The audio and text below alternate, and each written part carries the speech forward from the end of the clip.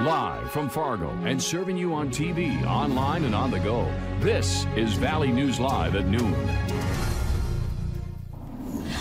Breaking news this morning, crews responded to a structure fire in the 1200 block of 19th Street South in Moorhead. There are multiple crews on scene and the street is currently blocked off. The fire is out, but the family living in the house is currently displaced. We have a reporter on scene and we'll provide more information when it becomes available.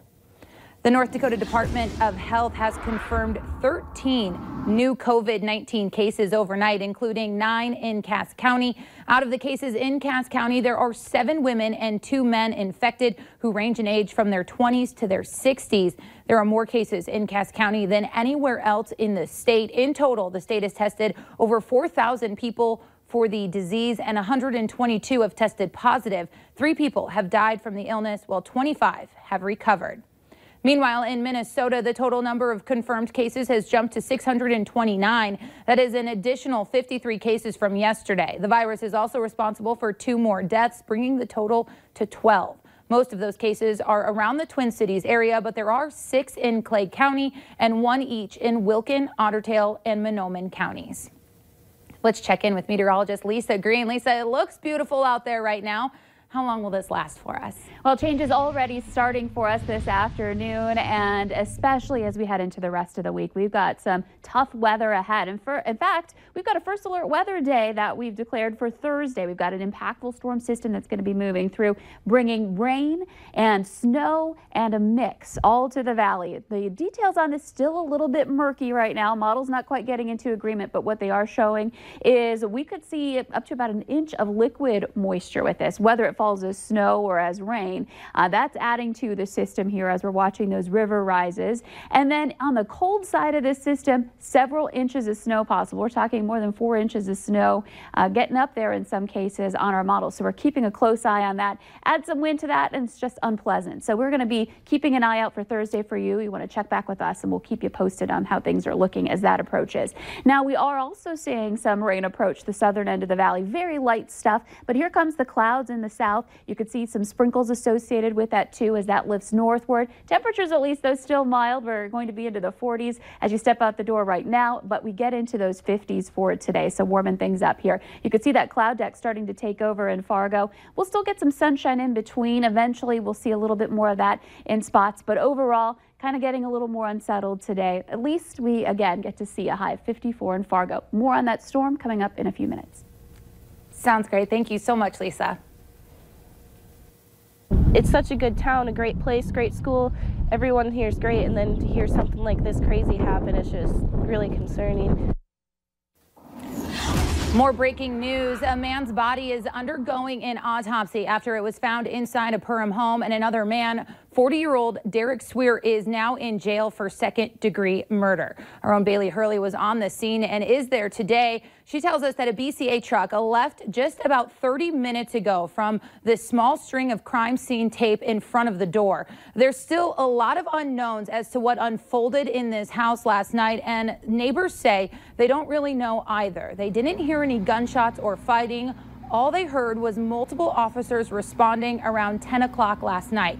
The suspect in the new neighborhood moved here about a year ago. He hasn't caused any problems, the neighbors tell us, and they can't believe something like this has happened so close to their home. Friends and family of the victim were also shocked and heartbroken. They say the victim and Swear were friends and roommates, and as far as they knew, everything was okay between them. They say that they're waiting for answers and hope justice is served soon. Bailey Hurley has been reporting in Perham throughout the day and will continue to bring us the latest. Be sure and check back in on Valley News Live throughout the day and valleynewslive.com, as well as our VNL News app.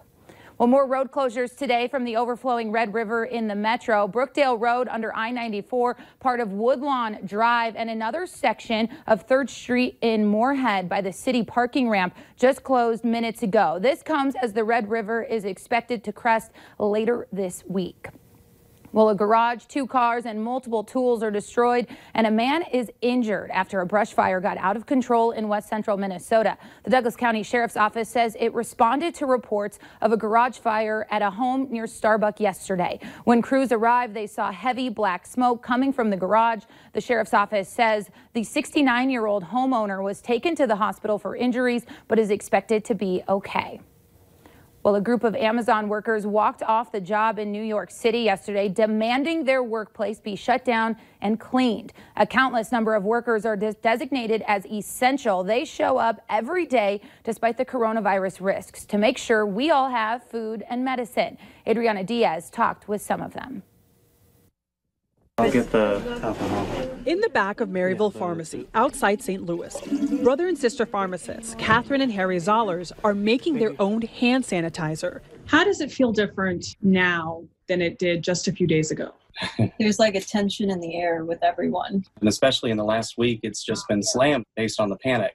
While the Zollers serve the public at work, they worry about exposing their loved ones at home. Our grandmother's of advanced age. We try our best with precautions when we visit her: gloves, mask, try to keep 6 feet away, which is very sad because she loves to give hugs and kisses, but there's really nothing we can do. Certainly it's stressful, but we got a community to serve. What helps you through this? Hearing thank you from the public.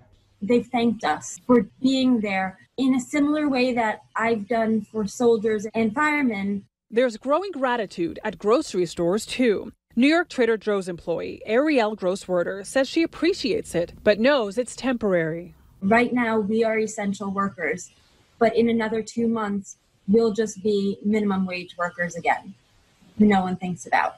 We're all being told to stay at least 6 feet away from one another, but that's really hard to do at a supermarket.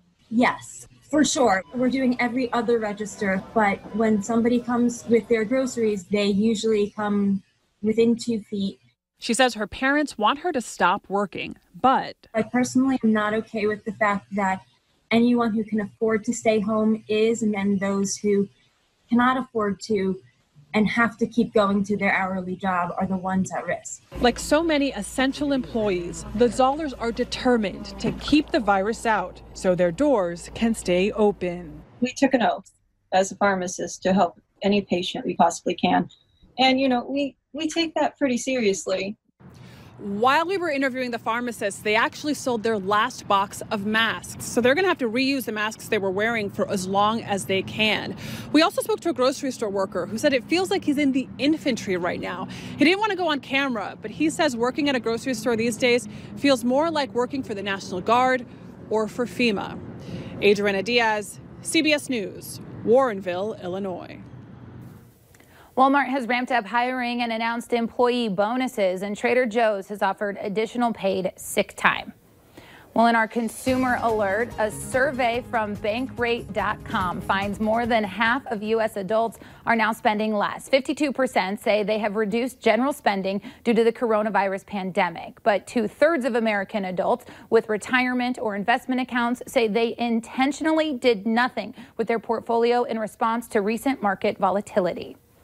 Airlines get the thumbs up to consolidate some flights. This morning, the U.S. Department of Transportation told airlines they could consolidate competing flight routes to some airports for weeks. Airlines have been flying near empty planes, and terms of the airline bailout requires them to maintain routes. Well, coming up at noon, the restaurant industry is taking a massive hit as the nation stays at home. Find out just how much money it's lost in the past 3 weeks. But next, weather to plan your day.